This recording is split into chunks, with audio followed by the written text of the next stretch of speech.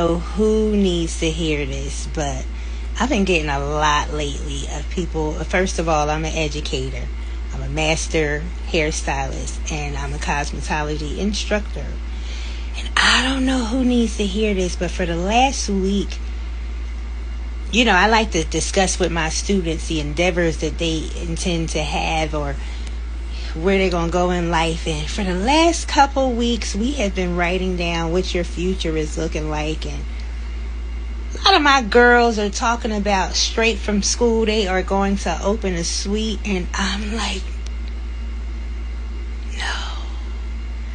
You see, because just when you get your license, it's just a license to practice. And do you know what practice is? It's like driving a car. Just because you get a driver's license, first of all, you start out with your learner's permit so that you can learn. When you get your driver's license, you are practicing. That's why you have the provisionary drivers at first, where you turn your face to the side, because we know you can't drive at first. If you go straight from beauty school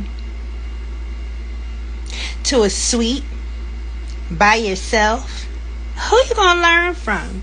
So everybody wants to come out and be like a boss, and you absolutely can be after some time. It takes about 2-3 years to build a clientele that you can eat and pay your bills with. Maybe feed a kid or two if you have any.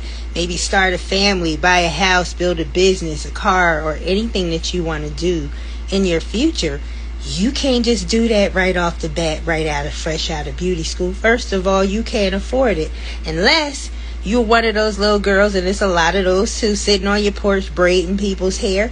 And if you're going to limit yourself to just braiding and you're already an expert and you just needed your license, then hey, do you.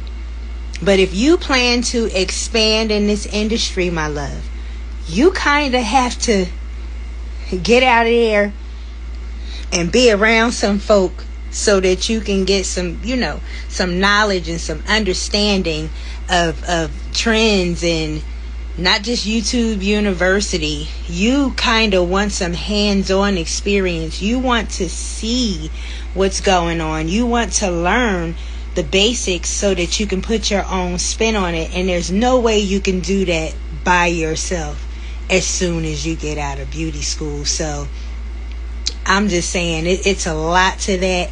I think I'm going to create a series of some sort about how and what to do now that you finally finished your course, you have finally graduated, you have received those licenses. Now what?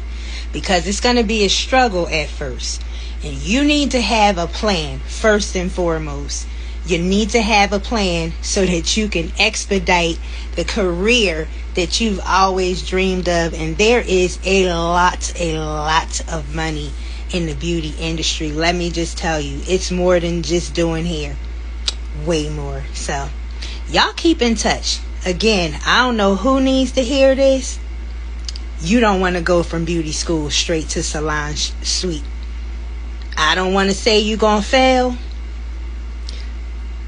but failing is more than likely. Have a great day.